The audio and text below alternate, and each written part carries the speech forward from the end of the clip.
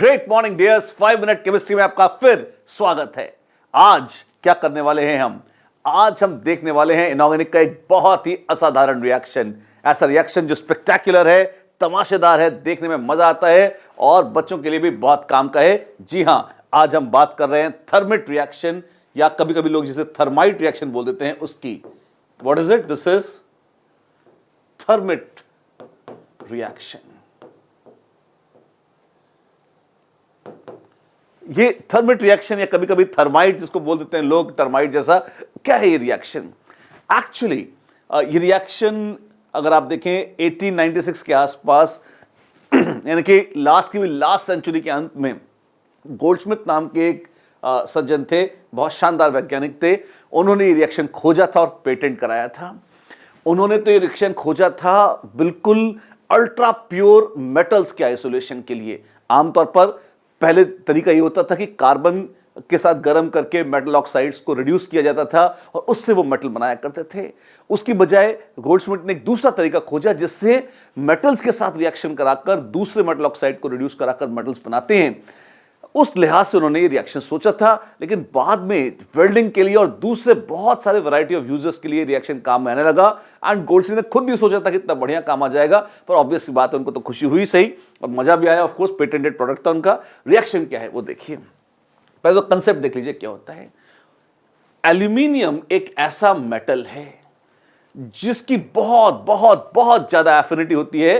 किसके लिए? ऑक्सीजन के लिए। तो अगर किसी दूसरे मेटल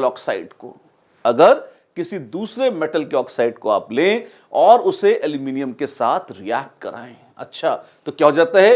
रिएक्शन बड़ा सिंपल है। एल्यूमिनियम खुद ऑक्सीडाइज हो जाएगा, इसको रिड्यूस कर देगा। इलेक्ट्रोकेमिकल सीरीज से भी आप जानते हैं कि यह कोई बहुत मुश्किल काम नहीं है। जो मेटल्स ऊपर होते हैं वो खुद ऑक्सीडाइज हो जाते हैं और नीचे वालों को रिड्यूस कर देते हैं।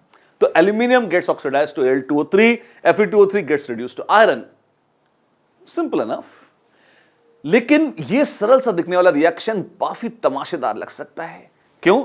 इस रिएक्शन में इतनी भयानक हीट निकलती है, कि यह सारा का सारा मिक्सचर मोल्टन फॉर्म में बनता है। अच्छा एक बात बता दूं आपको, ये जो हीट निकलती है इसमें, और जो product Al2O3 product refractory material है। रिफ्रैक्टरी मटेरियल किसको कहते हैं? जिसका रिफ्रैक्टिव इंडेक्स ज्यादा हो वो रिफ्रैक्टरी मटेरियल है? नहीं। जो बहुत गर्म करने पर भी ना तो पिघले और ना डिकम्पोज करे, उसको रिफ्रैक्टरी मटेरियल बोलते हैं। और बहुत गर्म करने का मतलब है क्या करें? सूर्य में फेंक दें, न्यूक्लियर विस्फोट कर दें, वो गलेगा ही नहीं। कंट्रोल करें अपने आप को, मतलब 1200-1300 डिग्री तक भी गर्म करने पर जो ना पिघले ना डिकम्पोज करे, उसको लोग बोल दिया करते थे रिफ्रैक्टरी मटेरियल। ये 1200-1300 डिग्री क्यों? क्योंकि पुराने केमिस्ट्स कोयले की भट्टियां यूज करते हुए ये काम किया करते थे।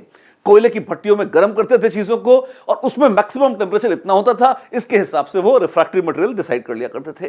फिलहाल बातचीत चल रही है थर्मिट रिएक्शन। देखिए आप इस मिक्सचर को, जो हमने कहा था, अगर वही रिएक्शन करा रहे हैं, और ये चिंगारियां कैसे निकल रही है, बहुत शानदार रिएक्शन है। ये तो अनार छूट रहे हो ऐसा लग रहा है। मोल्टन आयरन के टुकड़े हवा में जब उछल रहे हैं तो हवा से ऑक्सीडाइज होते हैं और उससे आपको ये चिंगारियां निकलती हुई दिखाई देती हैं। पूरा का पूरा देखिए मटका फूट गया है पाप के घड़े की तरह और सब नीचे आ गया है। रेलवे ट्रैक्स की वेल्डिंग में भी इसे काम में लाते हैं। क्यों?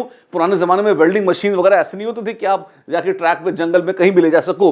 ये जो रिएक्शन था थर्मिट रिएक्शन, देखिए शानदार। इसी रेलवे ट्रैक में थोड़ा सा गैप था, उसको जोड़ना चाहते हैं, तो ट्रैक्स को जोड़ने के लिए ये थर्मिट रिएक्शन कहीं भी गांव डाणी में, जंगल में आप ले जाइए और बहुत मजे से ये थर्मिट रिएक्शन के माध्यम से आप आयरन को पिघला सकते हैं और पिघलाकर बाकायदा ट्रैक्स के बीच में भर के आप उसको जोड़ सकते हैं।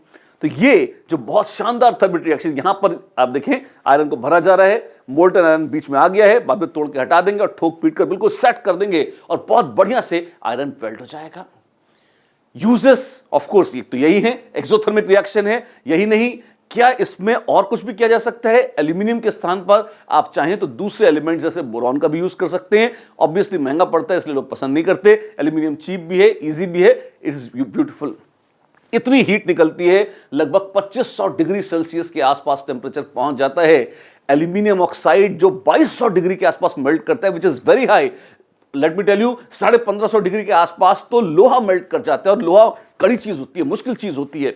Al2O3 के भी पप्पा जी, मतलब उसको भी पिघलाकर मोल्टन स्टेट में प्रोड्यूस कर देता है ये। तो वेल्डिंग तो खैर इसका रेगुलर यूज है ही, जैसा कि आपने बैकग्राउंड में देखा। इसके अलावा कुछ और भी है। इसको लड़ाई में भी यूज करते हैं। अगर दुश्मनों की बंदूकें खराब करनी हो तो वो क्या थर्मिट ग्रेनेड वगैरह लगा के इसको बर्बाद कर दिया करते थे। पुरानी बात है वर्ल्ड वॉर की, you never know, but anyways अब तो चाइना से भी पता नहीं क्या चल रहा है, हो सकता है वॉर हो जाए। अगर हो जाए तो बढ़िया है, हम भी थर्मिट रिएक्शन लेके निकल पड़ेंगे और क्या, राइट। तो भारतीय सैनिकों को सलाम के साथ और एक बहुत विनम्र श्रद्धांजलि के साथ एंड विशिंग दैट चाइना अपनी बुद्धि ठीक कर ले, उसको सद्बुद्धि मिले। आप डिस्ट्रैक्ट मत हो जाइएगा, पढ़ते रहिए, क्योंकि पढ़कर ही आप इस केमिस्ट्री के थ्रू ही बैंड बजा सकते हैं, सबकी शानदार काम कर सकते हैं। मंडे है, शानदार दिन है, मिलते रहिए, बात करते रहिए, केमिस्ट्री सीखते रहिए, सिखाते रहिए, प्यार बांटते रहिए और बढ़ाते रहिए। That's it, have fun, have a great day.